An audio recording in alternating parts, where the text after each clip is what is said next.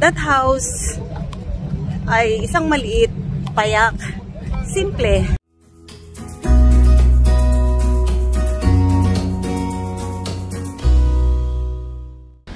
Good morning!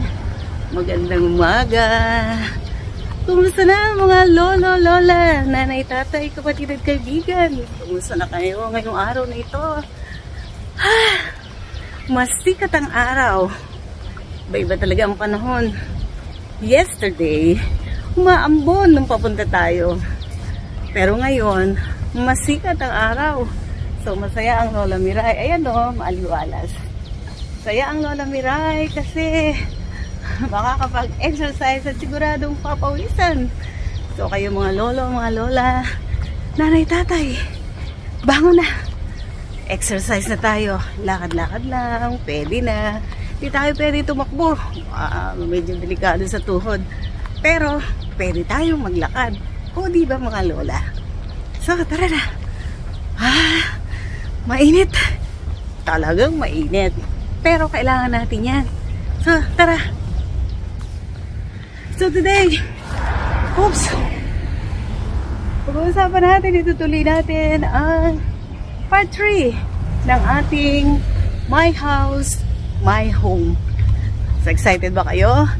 Ang Lola Miray, excited na magkwento. So, mga lolo, mga lola, nanay, tatay, kapatid at kaibigan, tuloy ang kwento ng Lola Miray.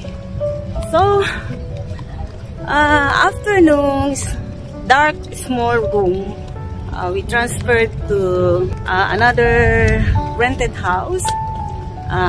2-story siya. At kasama ko na ang tatay ko. So, we live in Pasig. So, actually, ano siya maliit na bahay. Yung baba, concrete, small living room, dining, kitchen, yun na yun. Sama-sama na small toilet. And sa taas, pag akyat mo ng hagdan, isang room lang siya.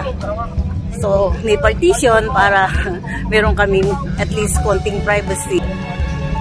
I can say na that house ay isang maliit, payak, simple na tirahan. Doon na pinanganak yung aming panganay. That house, I remember na napakadaming isinilong o sinilungan ng mga tao.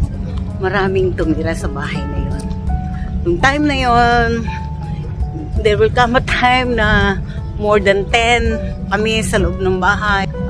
Siguro you would wonder why ang dami nyo. Well, ando ng nanay ko, siya nag-alaga sa akin at sa unang baby namin. Ando ng tatay ko who is working. Nandun yung kapatid kong bunso. Nandun yung brother-in-law ko na nagtatrabaho sa construction kasama ng husband ko. At yung mga relative and distant relative na kasamang nagtatrabaho din ng husband ko sa construction. So, you can imagine yung chaos sa umaga, every morning, sa isang banyo lang. So, una-una ng gising, yung mga sa construction, maaga. And then, every morning, malapit na kami sa market. So, every morning, pupunta ng market at bibili ng pang-ulam, pambaon. Siyempre, sariwa pa, medyo mura. And, 2 saing. Every day, every morning and evening, 2 saing. Malaking kaldero pero 2 saing. Kasi nga, ang dami-dami namin. That house, ang mga neighbors, mababait naman. Actually, it's like, masasabi mo, hindi siya squatters area kasi private yung land. Pero marami talagang nakatira na sa iba't ibang panig ng Pilipinas, nang galing, pero doon sila nakatira. So, the neighborhood is, masasabi mong hindi ganun kaaliwalas, pero saya. Masaya in the sense na nagtutulungan, para ka rin nasa probinsya na pag nangangailangan, o ipautang sa tindahan, o ipalista naman, yung mga ganon, o saka ang bayad, pero uso din nun yung 5-6. Maraming naghahanap buhay ng ganon. Pero yun nga, iba-ibang klase, diversity ng tao, pero ang mas nangibabaw noon ay yung pagsasamahan at yung pagtutulungan. So I can say na it's a house na naging home sa maraming tao sa paligid namin ng husband ko. At that time also, my husband stay in Manila, so kumpleto Ricardo's. Yung bahay na yon, I can vividly remember how it looks like, paano kami noon, na drum-drum yung tubig namin, binibili mo lang. May mga time na tubig na lang, 50 cents, di ka pa makabili ng isang galon, wala kang pera. So, yun yung mga time na taghirap at tag-ulan ang Lola Miray. Pero, temo nakaraos naman.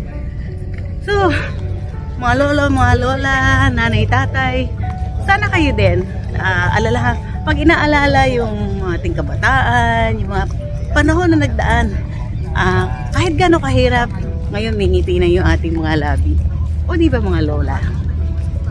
Ay, so siguro kasi malapit na ang time ng exercise ng Lola Miray. So, naantay-antay kasi natin, kaya nagkwentuhan muna tayo.